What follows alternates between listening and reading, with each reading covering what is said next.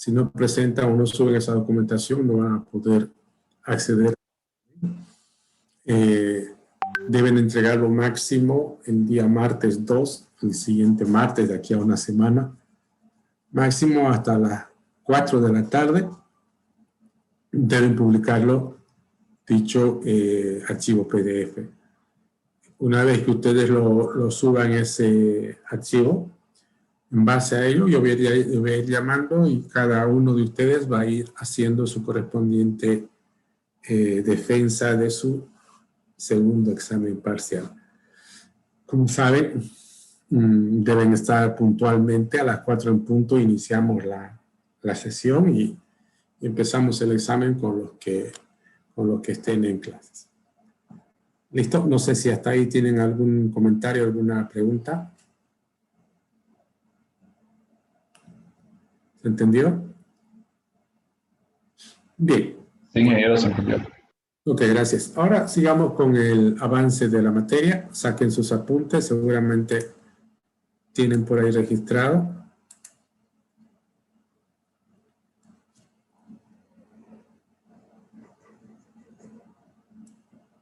Bueno, con ustedes habíamos estado hablando de lo que es la gestión de proyectos de software. Dentro de eso habíamos visto algunos detalles. Habíamos quedado en la parte de... habíamos terminado de explicar las responsabilidades del gestor de proyecto a partir de las 4 P's. Personal, producto, proceso, proyecto, ¿cierto? Ahí quedamos, ¿no? ¿O tienen...? ¿Aló? ¿Tienen sus apuntes? Sí, ingeniero, a las 4 P quedamos. Las 4 P. Hemos terminado de explicar las 4 P, ¿no? Sí. Ok, muy bien.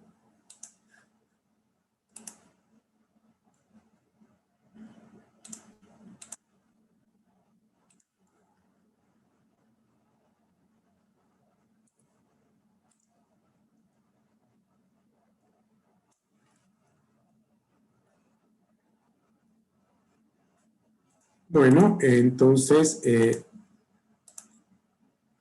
coloquen como un subtítulo. Vamos a seguir dentro de lo que es GPS. ¿Sabe qué significa GPS, no? ¿Alguien sabe? Ingeniero, eso ya hicimos ya. ¿Cuál? En la gestión de proyecto ya hicimos ya, ingeniero. Las 5 preguntas ya nos dio ya. Claro, pero ya vimos, ya quedamos, después de eso vimos lo que es las 4 P, ¿no? ¿Sí? Sí. Bien, entonces pongamos esto de acá. Esto vimos.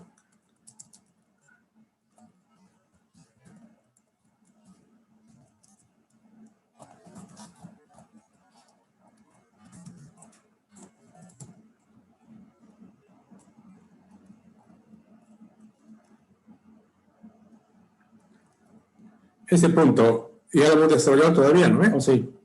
Estábamos en responsabilidades de un gestor de proyecto, ingeniero. Sí, está bien. Entonces, después de eso, coloquen este subtítulo. Características del gestor de proyectos de software. ¿Listo?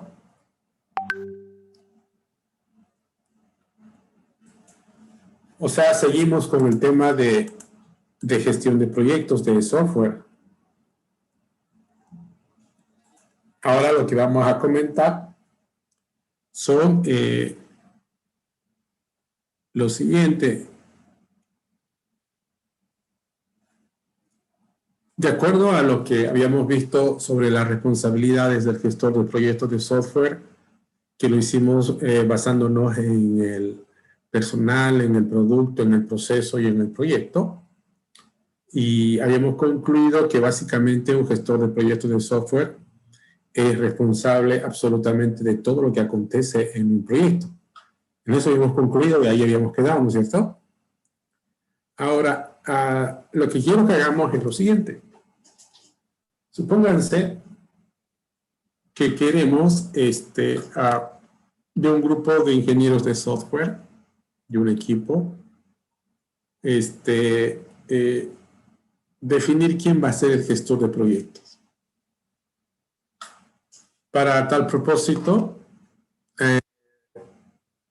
la idea es poder saber cuáles son las características que debería tener un ingeniero de software para desempeñar con éxito el rol de gestor. ¿Que cualquier ingeniero de software puede ser un gestor? Seguramente que sí.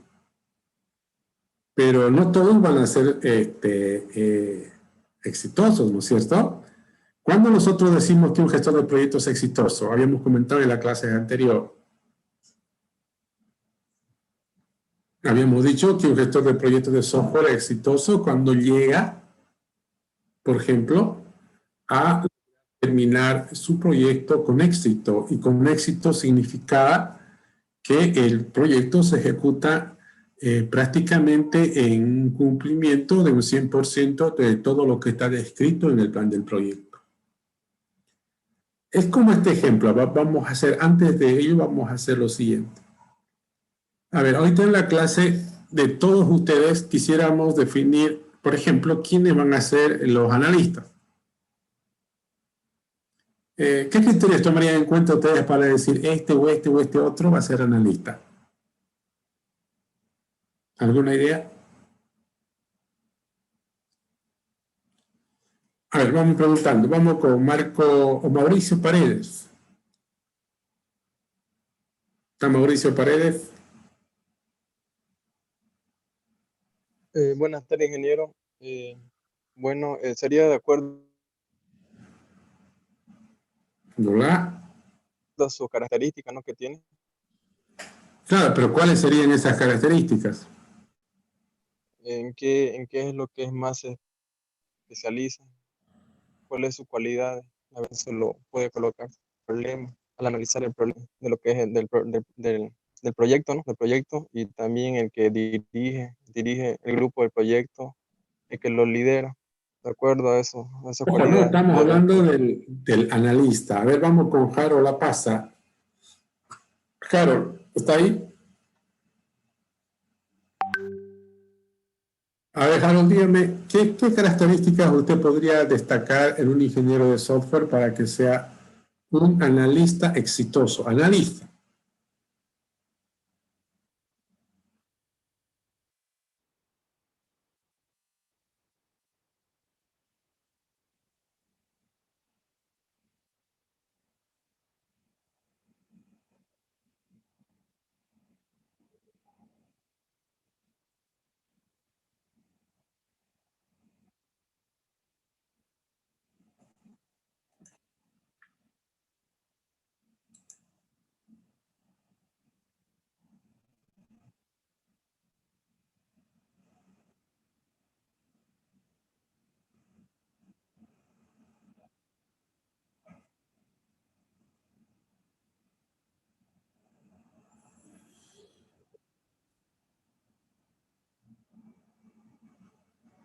A ver, por ejemplo, ¿qué les parecería si hacemos esto? Nosotros sabemos que un analista, entre otras cosas, durante su trabajo, por ejemplo, si utiliza UML, debe hacer los modelos de casos de uso, por decirles algo. Y supónganse que nosotros utilizamos ese criterio para elegir quiénes van a ser los analistas. Es decir, decimos aquellos ingenieros de software que tengan, no sé, que sean los mejores elaborando diagramas de casos de uso, ellos van a ser los analistas. ¿Sería una buena forma de elegir a los analistas o no?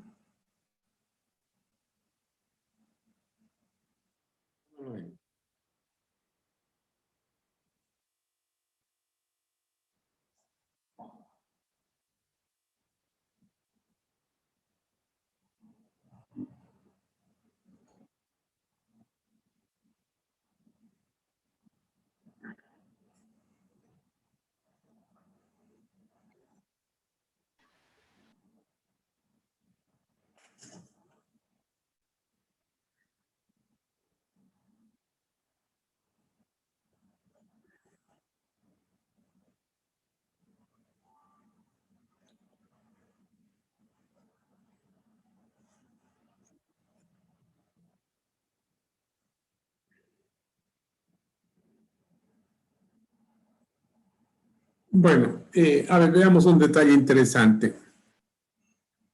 Cuando un analista está haciendo su trabajo, ¿cuáles serán las barreras más grandes que tiene para realizar dicho trabajo? Es decir, ¿a qué se podría considerar como obstáculos, barreras que él como analista debería superar para lograr cumplir con su objetivo? ¿Cuál es su objetivo del analista? Obviamente, su objetivo central del analista es lograr descubrir con precisión qué es lo que se requiere que el software deba hacer. Y para esto, cuando lo hace, seguramente él va a generar un conjunto de especificaciones de requisitos de software. Eso quiere decir que el analista es una persona o personas que tienen la responsabilidad de interactuar fuertemente con el cliente para poder llegar, digamos, a conocer con mucha precisión qué es lo que el software debe hacer. Una vez que él conoce qué es lo que el software debe hacer, obviamente su trabajo consiste en generar las especificaciones de requisitos correspondientes, de tal manera que el problema esté lo suficientemente bien definido para permitir un trabajo de desarrollo a la segura, como se dice, ¿no? Entonces, ¿cuáles serán los obstáculos? Hacer un diagrama de casos de uso, por ejemplo, ¿será un obstáculo? ¿Será un problema? No, o sea, no sería, digamos, un tema central. ¿Cuáles son los problemas? Yo imagino, y quizás ustedes lo han vivido, si no han hecho proyectos reales, pero por lo menos en teoría han trabajado en sistemas de información 1 o 2, donde se les obliga a que de alguna manera ustedes puedan interactuar con clientes reales. Y seguramente ahí es donde ustedes han debido percibir algunas dificultades típicas que se presentan cuando se hace el análisis en un proyecto. Problemas como cuáles, por ejemplo, de repente se encuentran con clientes que para empezar no tienen tiempo.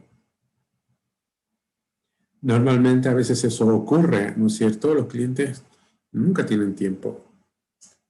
Luego podríamos también hablar de otra situación, donde pueden encontrarse con clientes que en vez de describir de manera bastante completa qué es lo que requieren de software, apenas dan pautas de lo que requieren. Y por alguna razón ellos o los clientes pueden asumir que los analistas tienen una capacidad, no sé, de leer las mentes y puedan entender lo que ellos realmente quieren. Pero lo triste a veces es ver a algunos analistas que de verdad creen tener esa capacidad de leer mentes y a partir de las pautas que reciben empiezan a generar especificaciones. Podemos también tropezar con problemas donde los clientes son excesivamente desconfiados.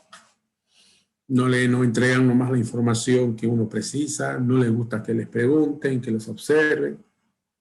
Esos sí son problemas. Imagínense hacer análisis en situaciones como esa. Es complicado, ¿no es cierto? ¿O no? Ahora, ¿cómo van a resolver situaciones como esa? Y son situaciones que sí se presentan. Ahora, el analista obviamente tiene que resolver dichos problemas. Y estamos seguros que no lo va a resolver ni con diagramas, menos con código. Entonces, ahí es donde aparece una característica que sí o sí debería tenerlo el ingeniero de software cuando está actuando como analista. ¿Cuál es esa característica? Por ejemplo, una persona que tenga muy buenos recursos en comunicación.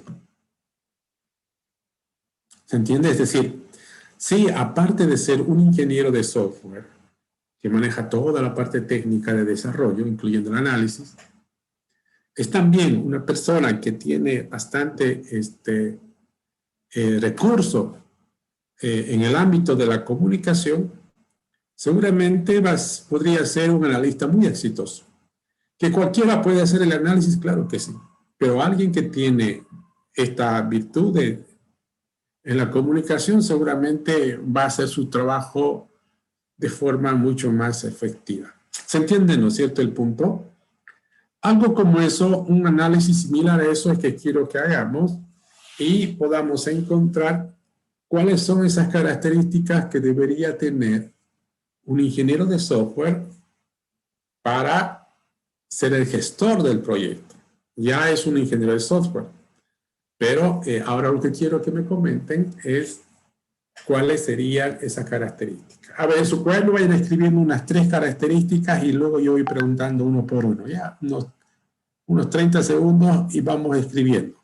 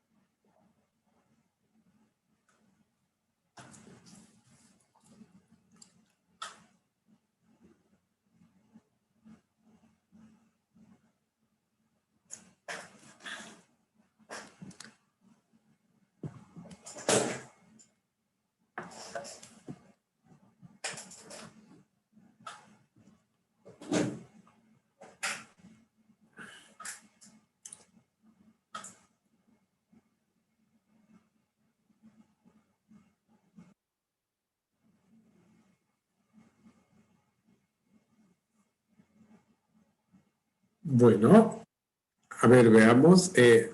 ¿Alguien por ahí que hubiera escrito algo?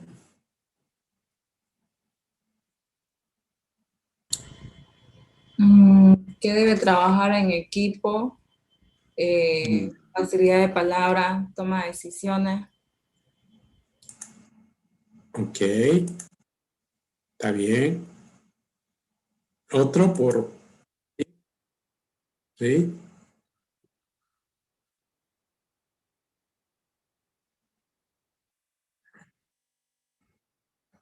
Mm,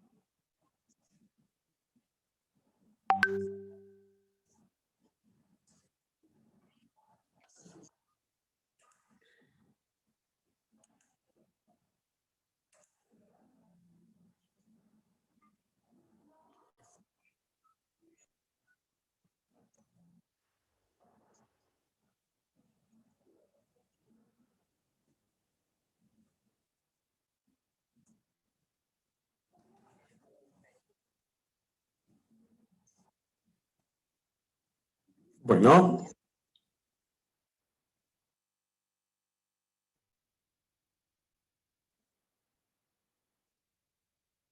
Ok, listo. Muy bien, gracias. Gracias. ¿Quién habló? Harold habló. Bien. Yo tengo aquí algunos puntos que he anotado y estoy seguro que ustedes van a compartir. ¿Qué características debería tener un gestor de proyectos de software cuando obviamente desempeña ese rol? Un ingeniero de software que desempeña el rol del gestor de proyectos. Para empezar, seguramente tiene que ser pues, un tipo 100% organizado, ¿no? Es decir, es imposible que alguien que no tenga esa característica de ser organizado difícilmente va a organizar un proyecto, ¿no? ¿Y cómo es un tipo organizado? Un tipo organizado es alguien que trabaja en base a planes, en base a objetivos, alguien donde la improvisación seguramente es lo menos frecuente, que es lo que hace. Entonces, en un proyecto lo que precisamos es eso, ¿no? Una persona que tenga esa habilidad, esa característica de ser organizado. Y fíjense, muchos de los que desarrollan software son todo lo contrario, ¿no? No son para nada organizados. Entonces, tal vez como gestores no serían lo más conveniente. Otra de las características, obviamente, es esta de acá, donde dice capacidad de mando. Dado que nosotros entendemos que el gestor de proyectos de software al final delega responsabilidades. Entonces, tiene que tener una muy buena capacidad para transmitir lo que se quiere hacer. No se olviden que el proyecto está en las manos de los integrantes del equipo de desarrollo. Por más que el gestor sea muy capaz o tenga el mejor plan de proyecto, solamente se va a llevar a cabo si el equipo de desarrollo llega a tomar, a asumir, a entender lo que se requiere que se haga. Y para eso obviamente hay que tener pues una capacidad de mando que no quiere decir dictatorial ni mucho menos, ¿no? Sino simplemente una capacidad de poder delegar responsabilidades y quien las reciba esas responsabilidades las tome de manera muy proactiva, ¿no? Otra característica que con seguridad también es muy clara es la capacidad de tomar decisiones. Su vida permanente del gestor de proyectos perdón.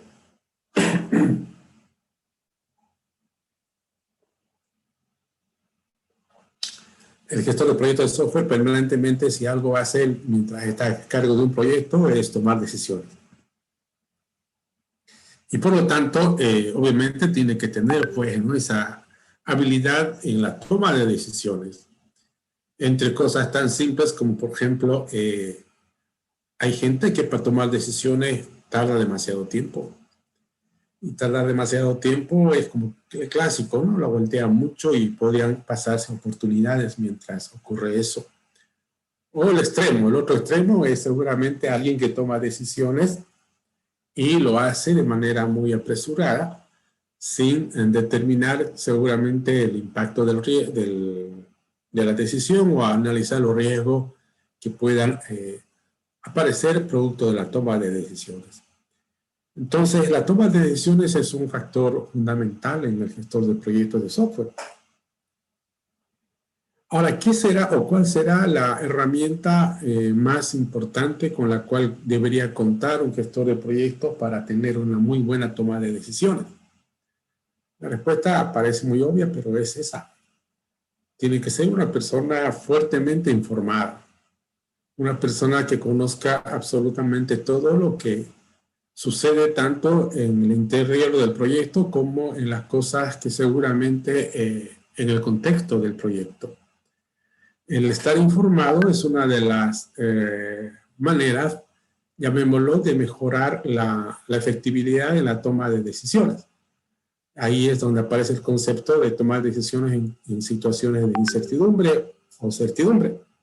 Incertidumbre se dice cuando uno toma decisiones con muy poco respaldo, muy poca fundamentación o muy poca información. Entonces, es otra característica que debería tener el gestor de proyectos de software.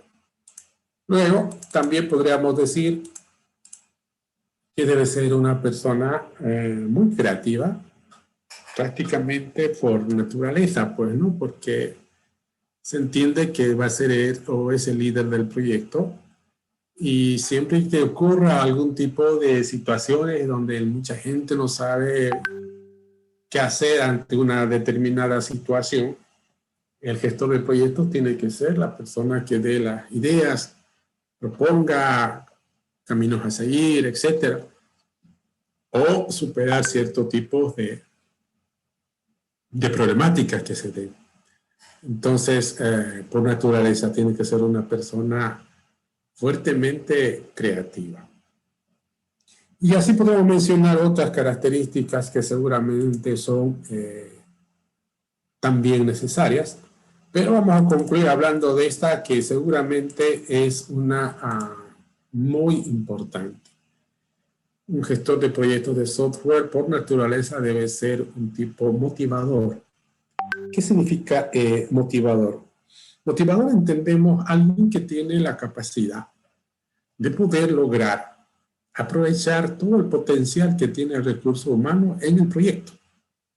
Como decíamos hace rato, el éxito del proyecto está en del equipo de desarrollo. Y si el equipo de desarrollo no está motivado, imagínense, no vamos a conseguir los resultados esperados. Entonces, es el gestor de proyectos de software quien debería tener justamente la capacidad para poder llegar a tener un equipo fuertemente motivado. ¿Qué es un equipo motivado? Nosotros podemos darnos cuenta que un equipo motivado es aquel equipo donde trabaja con un compromiso del 100% relacionado al proyecto, se identifica en su totalidad, entrega todo su esfuerzo, su capacidad en el proyecto. Entonces, esas son, ¿no?, las características que podríamos mencionar.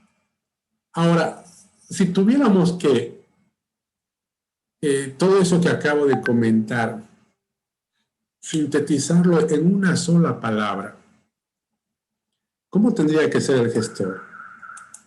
¿Alguna idea?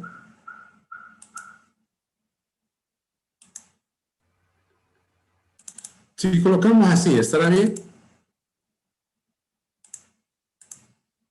Sí, ¿no?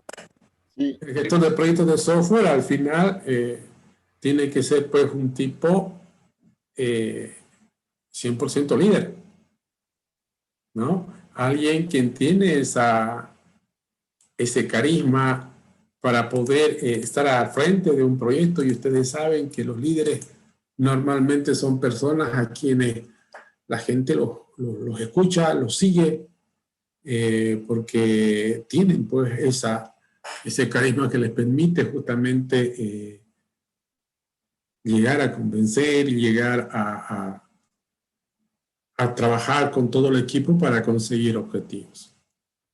Entonces, hasta ahí tenemos ya lo que vienen a ser las características que debería tener un gestor de proyectos de software para ser un ingeniero de software, para ser un gestor de proyectos exitoso. Bien, para cerrar esta parte, hagamos lo siguiente. Acabamos de hablar de la motivación. La motivación, acabamos de decir, como un mecanismo que permita al gestor de proyectos de software lograr que el equipo de desarrollo pueda alcanzar niveles de productividad y de calidad realmente destacables. ¿Cuál podría ser la diferencia entre un equipo que está motivado versus otro que no lo está? ¿Alguna idea? A ver, vamos con Víctor Hugo. Lea. ¿Está Víctor Hugo? Víctor Hugo Leandro Guzmán. Creo que no hay, ¿no? Bueno, lo vamos a sacar. Ahora vamos con Reimer Vallejos. ¿Alguna idea, Reimer? Bueno,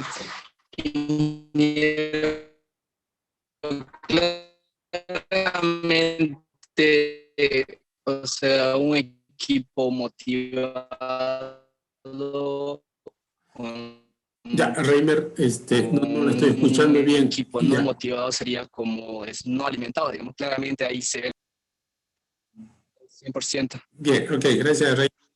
Ya, Hola, hola. está bien, gracias, Reimer. Vamos a ver con, vamos con Eric, Edwin.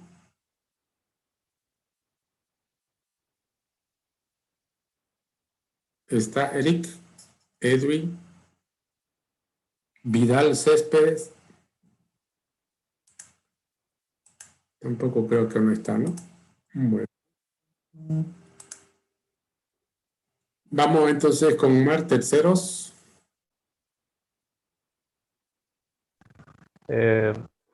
Bueno, yo creo que trabaja más eficientemente, ¿no? Ya, a ver, ¿cómo sería un equipo motivado?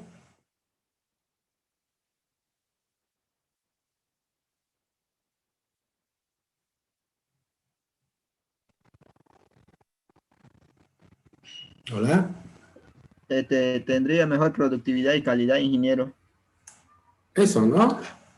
Seguramente un equipo que está motivado es un equipo que va a producir mejor en términos de calidad y obviamente en términos de productividad. Un equipo que no está motivado y seguramente es un equipo que, bueno, sí hace su trabajo, ¿no? Pero seguramente se limita a hacer solo eso, su trabajo no llega más allá. En cambio, un equipo motivado seguramente es alguien que por el compromiso que tiene llega a mejores resultados. Por ejemplo, si usamos situaciones comunes o corrientes, una persona que está motivada, pero que no está motivada, puede estar algo desconforme donde está trabajando, podría no sentirse muy cómoda, podría pensar en buscar mejores opciones todo el tiempo, puede pensar que por donde está él no es lo que le corresponde, puede pensar que otros o para quienes él trabaja son los que se están beneficiando con su trabajo de él. Es decir, son personas que se preocupan mucho más por otros aspectos que por realmente hacer el trabajo. Un equipo motivado obviamente es todo lo contrario. Por lo tanto, si tuviéramos que escribir un propósito para la motivación, ¿qué diría? ¿Cuál sería el objetivo de la motivación? El dinero, ingeniero. ¿Qué dice David? El dinero. O mejor paga. No, lo que quiero que me digan, ¿cuál será el propósito de la motivación? O sea, ¿qué es lo que busca la motivación?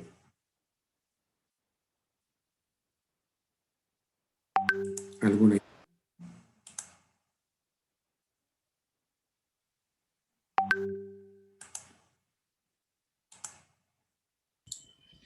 Efectividad y eficacia en el producto.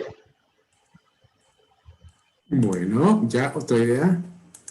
Que a esa persona pueda explotar todo el potencial que tiene en su conocimiento. Muy bien, Elda. Podríamos fácilmente ampliar lo que comenta su compañera Elda y nosotros podríamos decir, ¿no?, que el objetivo central de la motivación es explotar todo el potencial que tiene el recurso humano en el proyecto. Y cuando digo explotar, no estoy hablando en un sentido crítico o duro, sino bien en un sentido proactivo. Es decir, deberíamos lograr conseguir que el equipo de desarrollo, en este caso la gente, pueda dar al proyecto toda su capacidad, todo su esfuerzo, su tiempo que tenga para que el proyecto pueda tener un mejor resultado. ¿Cómo hacemos esa motivación? ¿Alguna idea? ¿Cómo podemos conseguir eso? ¿Cómo podemos conseguir lograr explotar a lo más la potencialidad del recurso humano? ¿Alguien quiere comentar? ¿Qué alternativas tendríamos? De repente a eso se refería hace rato David. ¿Qué decía usted? Sí, A ingeniero. veces se dan bonos Sería, por cumplir premisas, ingeniero, por decir, por cumplir ciertas funcionalidades en cierto tiempo. Bueno, hasta ahí podemos mencionar entonces dos, ¿no? Uno, un buen pago. No es para nada irreal esperar que el pago económico sea parte de la motivación, dado que entendemos que toda persona tiene obligaciones económicas, pues, ¿no? Y se asume que mediante el trabajo que realiza, él puede y debe llenar a satisfacer esas expectativas económicas. Porque si una persona que no está suficientemente cubierta su requerimiento económico, es una persona que difícilmente motivada, porque va a estar más preocupada en conseguir ingresos, ya sea de una manera, no sé, trabajando en 2, 3 partes tal vez, o todo el tiempo buscando lugares donde trabajar. Es decir, es un tema fuerte, ¿no? El de la motivación a través de, mejorar la motivación a través de un pago económico lo suficiente como para que el gestor, el equipo pueda trabajar sin problema. El otro que comentaba otro de sus compañeros, obviamente, es el tema del reconocimiento, pues, ¿no? El reconocimiento a los logros. Hay gente que de verdad hace cosas extraordinarias en el proyecto. Y dichas acciones que son realizadas de forma así extraordinaria también deberían ser reconocidas de forma bastante clara. Pueden haber muchas formas de hacer reconocimiento, ¿no? Desde reconocimientos basados en ciertos premios hasta reconocimientos probablemente públicos o simplemente reconocimientos gozando de algún tipo de otro beneficio. Entonces, sí, es un buen mecanismo el tema del reconocimiento a los logros.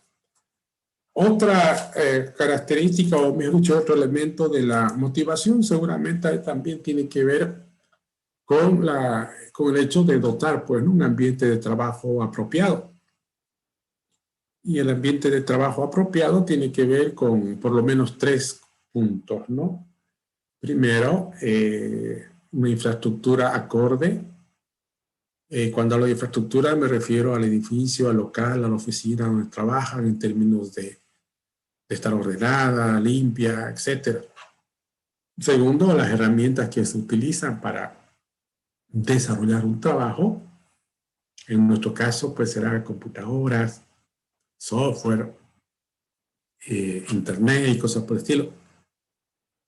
Y tercero, obviamente, también es importante el tema de las relaciones entre los integrantes del equipo de trabajo, ¿no? Unas relaciones lo suficientemente colaborativas, y de tal manera que esto les permita al equipo poder trabajar de manera mucho más cómoda. Entonces, hasta ya tenemos varias, fíjense, la parte económica, el reconocimiento del logro, un buen ambiente de trabajo, en fin. Muchos de estos aspectos seguramente ustedes los pueden encontrar en cualquier ámbito de la administración de recursos humanos. Más luego van a completar esta actividad con una tarea. Por lo pronto, coloquen como un título en el proyecto lo siguiente: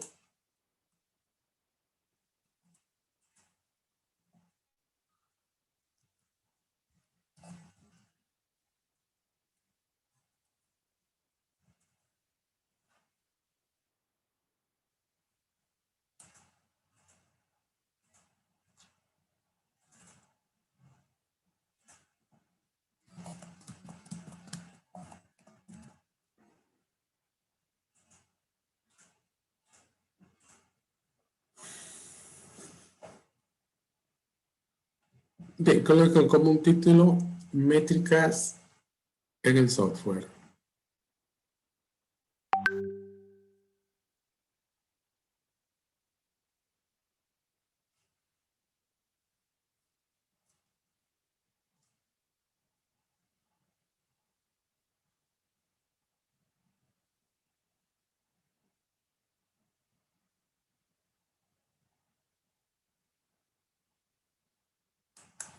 Cuando escuchan el término métricas, ¿con qué lo asocian? ¿Qué es lo primero que se les ocurre en la cabeza? Me imagino que lo primero que se le aparece o le suena, hablar de métricas es hablar de números, hablar de evaluaciones, hablar de mediciones. Nosotros de forma cotidiana, sin ser ingenieros de software, ¿será que permanentemente estamos midiendo o no es algo muy frecuente? ¿Cómo lo ven las mediciones? Cada momento estamos midiendo. Todo el tiempo, ¿no? Como lo vemos, aparentemente todo es sujeto a medición. Es decir, todo el tiempo estamos midiendo.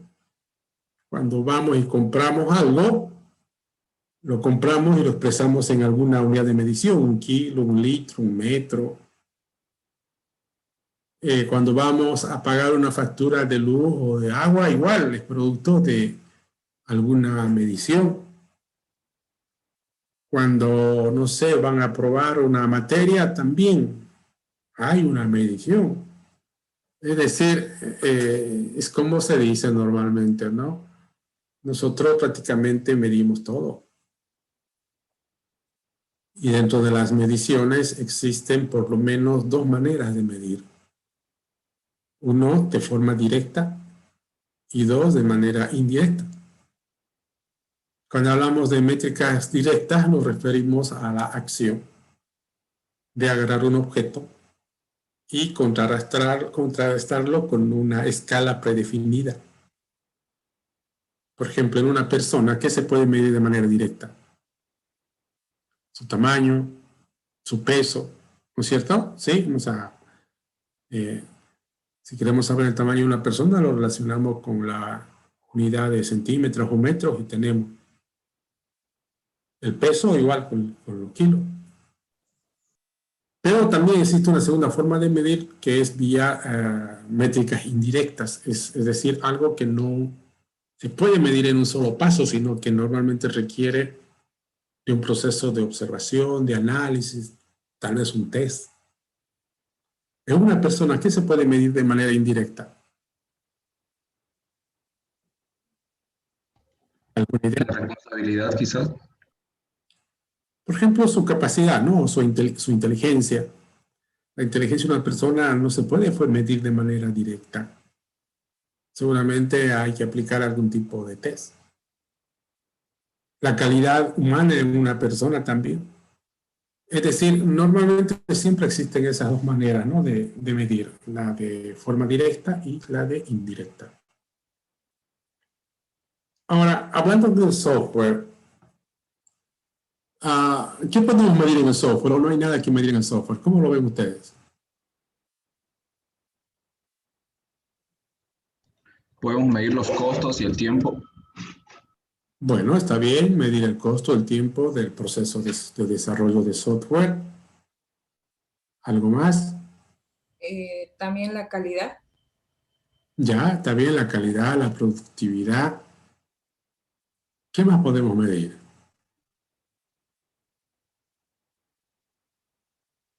Podemos medir, por ejemplo, la cantidad de líneas de código.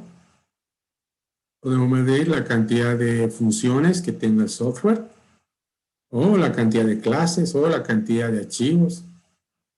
Es decir, existen muchos elementos que nosotros podríamos ir registrando tanto del proceso de software como también del producto que hemos desarrollado.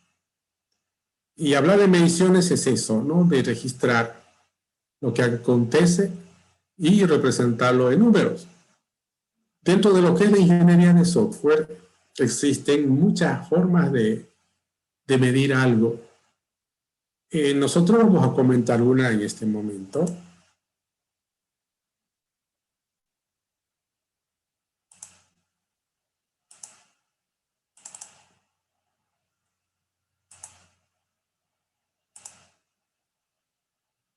Bien, acá vamos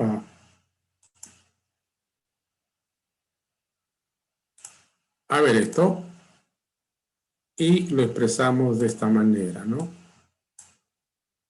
Decimos que los puntos de función es un método para medir el software.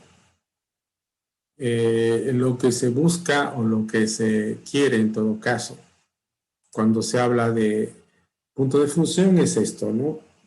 Llegar a conocer la cantidad de PF, que un PF es un punto de función.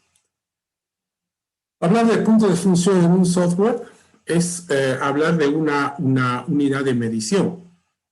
Por ejemplo, podríamos decir que un punto de función en otros ámbitos es equivalente a decir 1 kilo, 1 litro, 1 metro.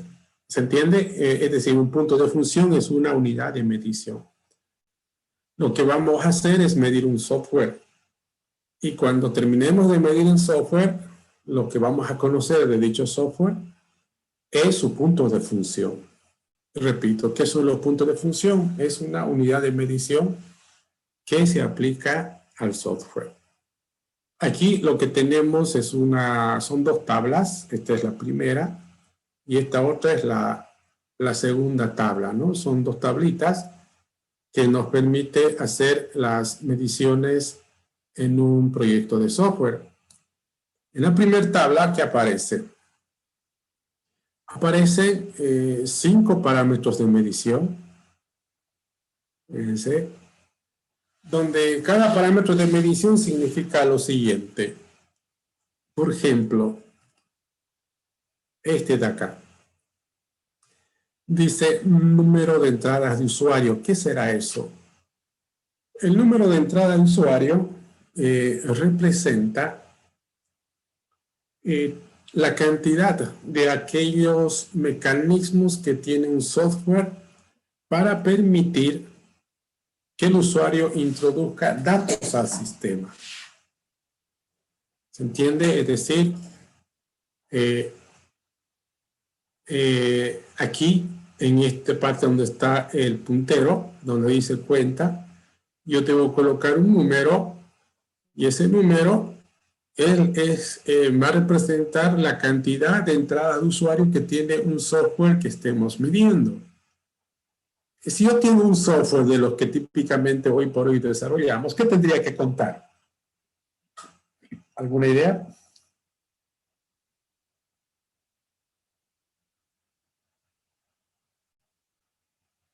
Los inputs. Usuario. ¿Cuáles son las entradas de usuario en un software normalmente, convencional?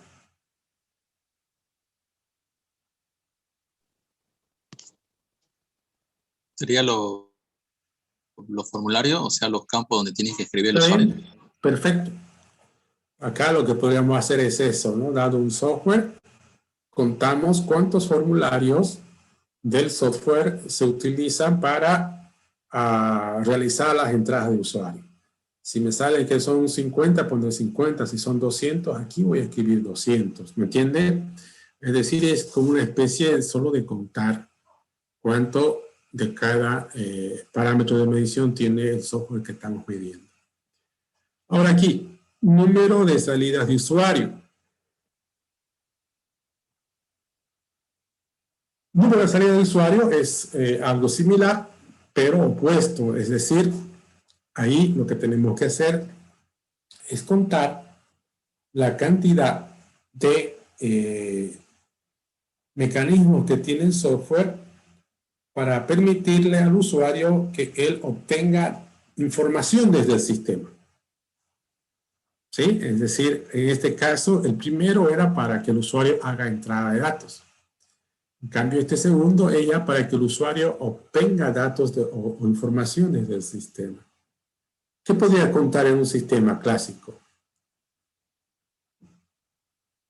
En el primero contábamos formularios. En este segundo, ¿qué contaría?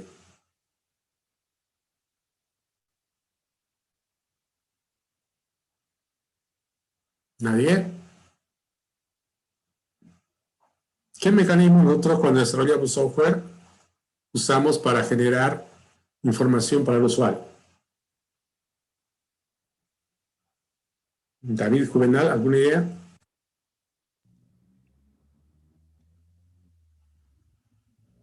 Se pueden usar diferentes, ingeniero, como, no sé, gráficos, así como charts, o tal vez a veces los mismos formularios representan información. Bueno, por lo general nosotros usamos lo que denominamos reportes, ¿no es cierto? Es decir, la cantidad de reportes que tiene un software lo podemos contar y lo colocamos acá.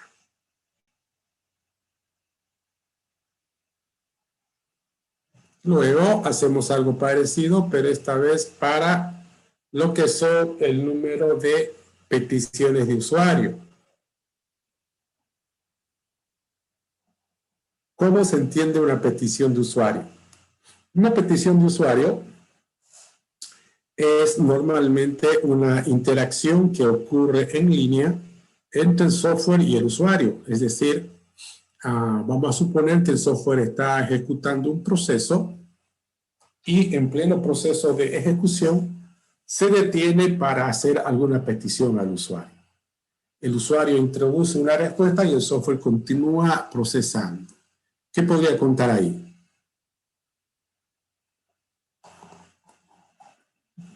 Podemos contar, por ejemplo, nosotros podemos utilizar ese tipo de, ¿qué le llaman? Cuadros de diálogo, ¿no es cierto? Donde se implementan normalmente estas situaciones. Ahora vámonos aquí, número de archivos. El número de archivos representa la cantidad de archivos que un software gestiona. ¿Cuándo? Obviamente cuando almacena datos, pues, ¿no ve? Si estuviéramos hablando de una base de datos relacional, ¿qué tuviéramos que contar?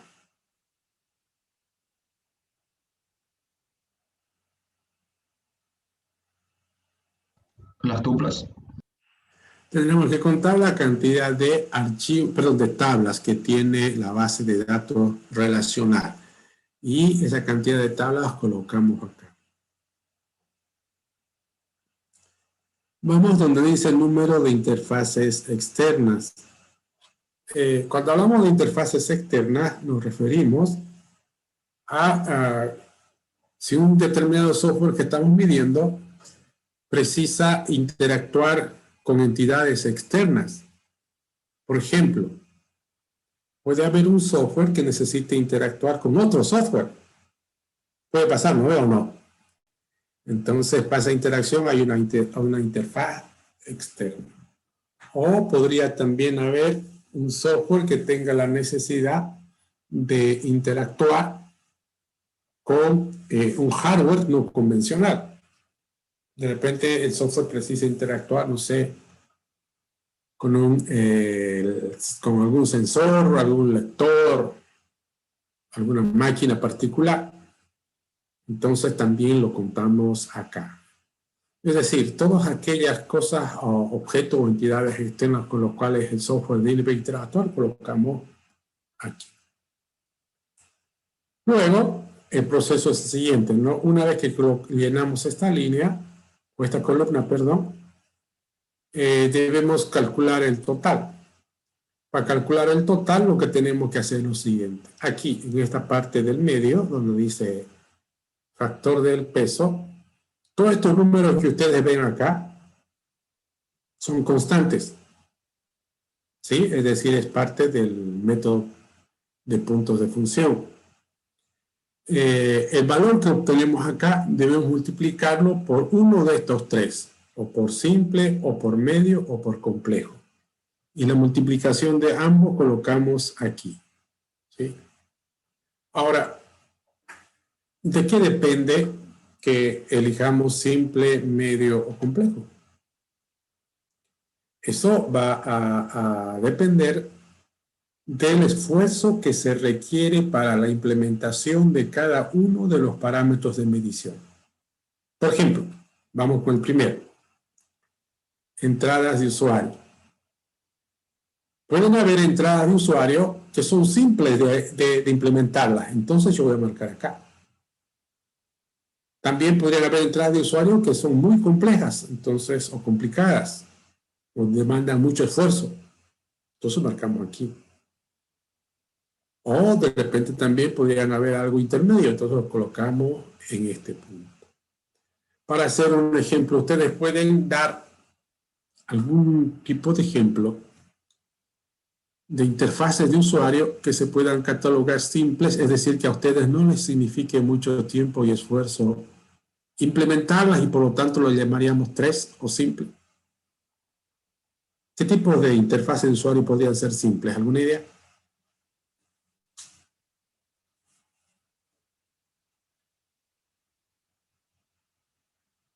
Dijimos hace rato que los formularios podían ser un ejemplo de entrada de usuario. A ver, ¿qué tipo de formulario colocaremos aquí en 3? Simple.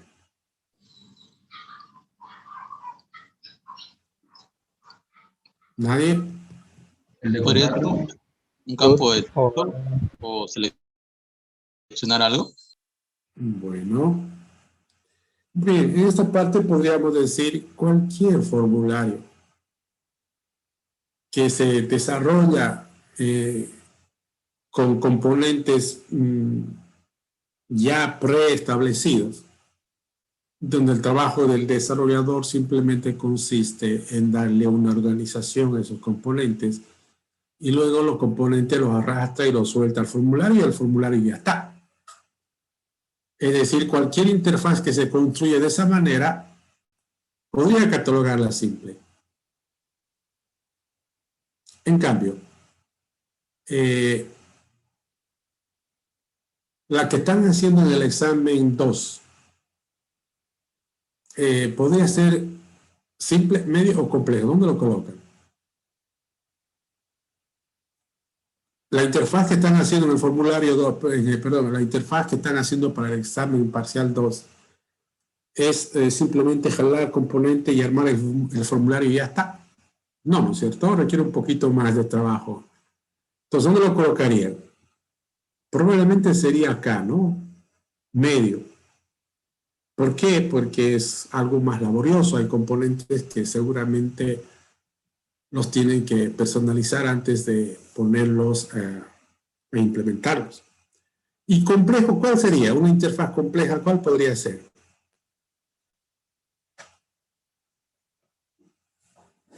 ¿Alguna idea? Cuando no existen componentes externos que podamos usar, tenemos que crearlos todos. Un ejemplo, a ver.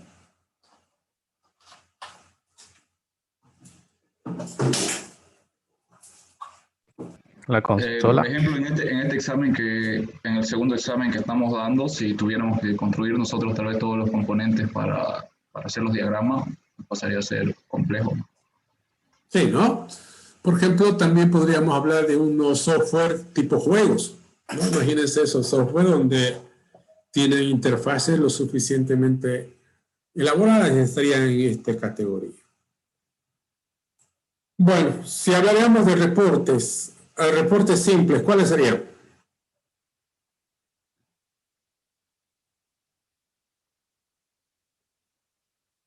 Dice el asterisco son de la tabla. No es ni a simple eso, ¿no?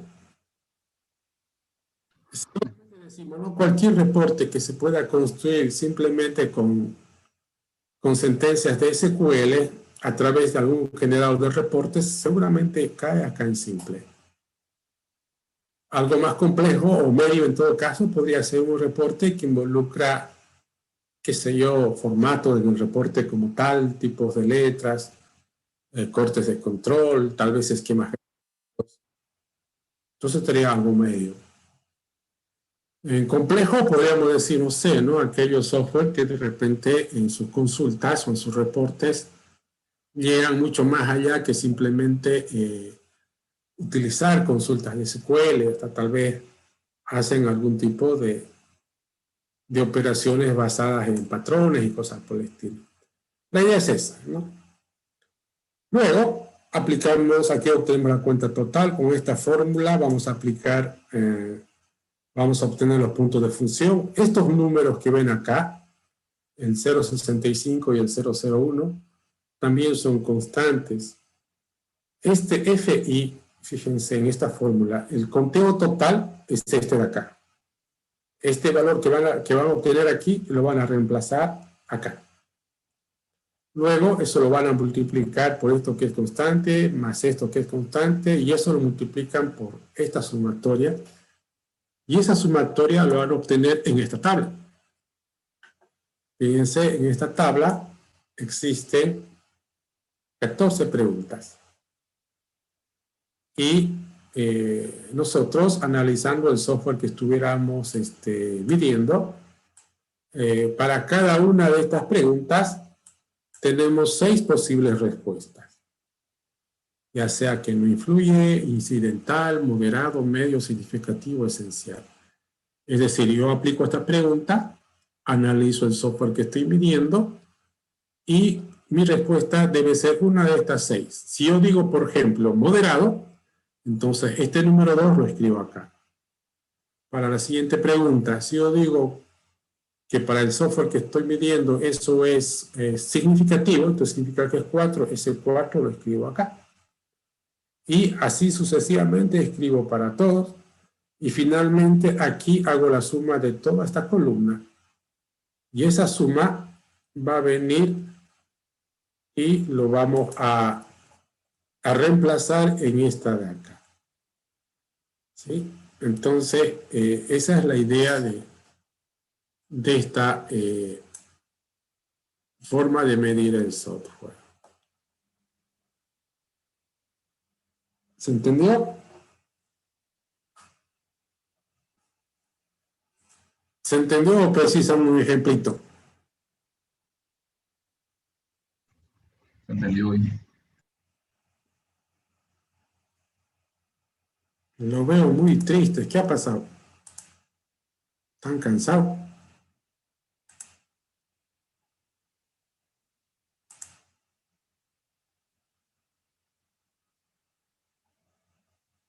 Bueno, a ver.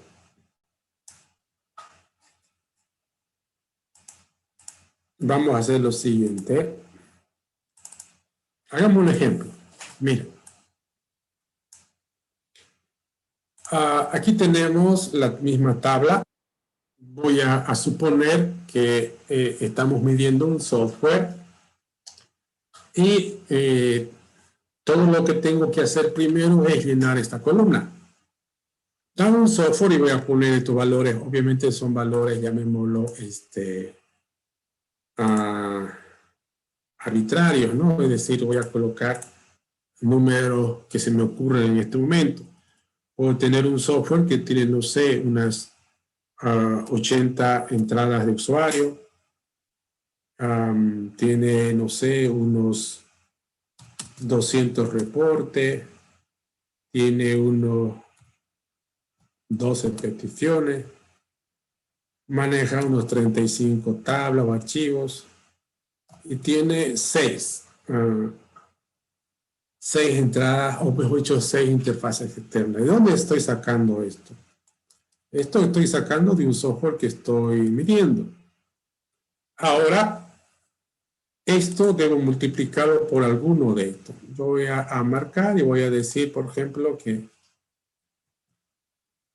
estas entradas de usuarios son simples, perdón, son medias, no son complejas. Estas 200 reportes sí son complejos, voy a decirlo así. Las peticiones estarían por acá, los archivos estarían por acá, eso yo voy a ir marcando. Y así, ¿no? Entonces, ¿qué hago acá? Coloco los valores que he marcado. Aquí está el 4, acá está el 7, el 4, el 10 y el 10. Entonces, ¿qué es lo que hemos hecho? 4 por 80 nos da 320, 7 por 200 nos da 1400. Y luego hacemos la suma, ¿no?, de todo esto. Aquí tengo el conteo total o la cuenta total. Luego nos pasamos a una segunda tabla, como les había comentado, Y en esta segunda tabla, para cada pregunta voy a responder. Fíjense, tengo las 14 preguntas y aquí yo voy respondiendo con esto. Por ejemplo, dice, el sistema requiere respaldo y recuperación confiable. Bueno, esto más o menos, esta pregunta habla de un proyecto, de una característica donde hay la necesidad de hacer copias de seguridad, copias de respaldo. Si yo estoy midiendo un software que es un juego o una calculadora, de repente yo voy a responder, no influye, aquí escribiría 0. Pero si estoy midiendo un software donde, por ejemplo, un sistema de ventas y compras, para ese tipo de cosas esto es esencial. Entonces aquí la respuesta yo voy a marcar acá y por lo tanto la respuesta va a ser 5 ahí. Ahora para el segundo dice, se requiere comunicación de datos especializada para transmitir información hacia y desde la aplicación. Bueno, yo imagino que cuando es un software que trabaja 100% en línea, seguramente esto va a ser también bastante esencial. Pero si estoy hablando de un software que trabaja de manera local y es una PC y no interactúa con nadie, podría ser no influye. Y marcamos 0. En cambio, si vengo acá, dice, existen funciones de procesamiento distribuido. Bueno, el examen 2, por ejemplo, su respuesta sería este de acá, porque precisamos hacer ese tipo de trabajo. Y así sucesivamente para cada pregunta vamos llenando y aquí va a salir un valor, que es la suma de todo esto, ¿no? Y ese valor, vamos a suponer, no sé, que aquí también ponemos 5, que aquí ponemos 4, 3, y así sucesivamente. Luego, este valor, que es el f sub i, según la fórmula que vimos hace rato, debe ser así. El punto de función es igual a el conteo total, que es este número de acá, por estas dos constantes y el f sub i, que es la tablita que vimos hace rato. Si nosotros eso agarramos y aplicamos esta fórmula, el resultado que va a salir es 1895. ¿Qué cosa? 1895 puntos de función. Es decir, el software que acabamos de realizar como ejemplo da como resultado que tiene 1895 puntos de función. ¿Y qué es eso? Es como que yo diría, hace rato le decía, los puntos de función son unidades de medición que se aplican al software. Por lo tanto, en vez de decir 1895 puntos de función, de repente podríamos haber dicho 1895 kilos o 1895 litros. Repito, los puntos de función no es otra cosa más que la unidad de medición. Bueno, espero que con ese ejemplo haya quedado bastante claro esto de las métricas. ¿Listo?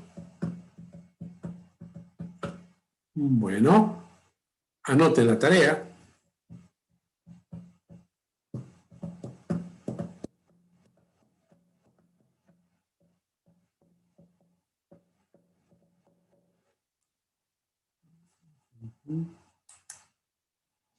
Espérenme un ratito, lo voy a anotar acá. Lo voy a colocar en la plataforma ya. Espérenme.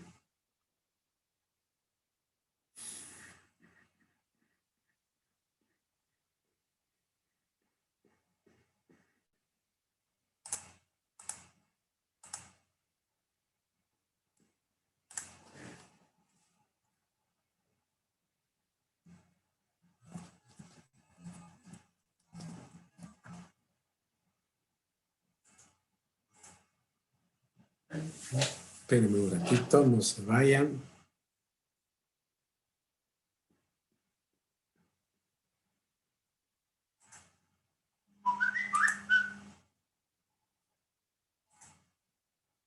¿28 es hoy día?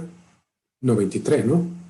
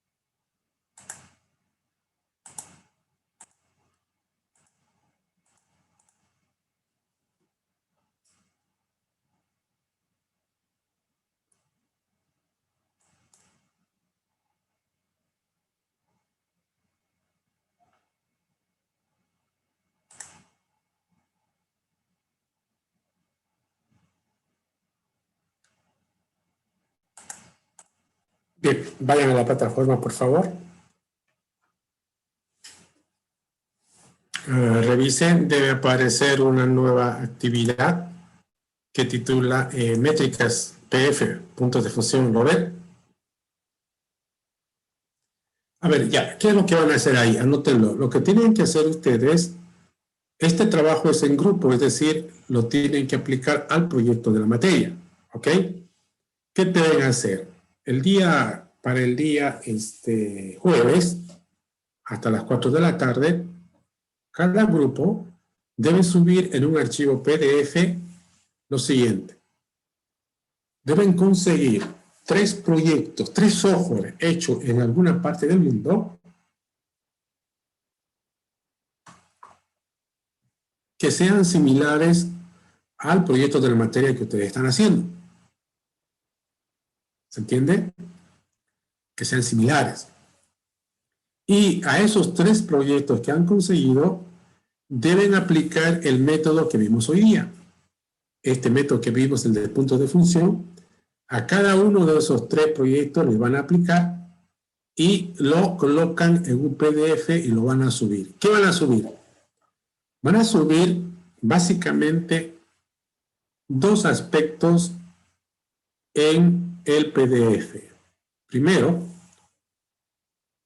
la aplicación de la métrica orientada a la función, que son puntos de función, a cada proyecto o a cada software que hayan conseguido que se parezca al suyo hecho en alguna parte del mundo.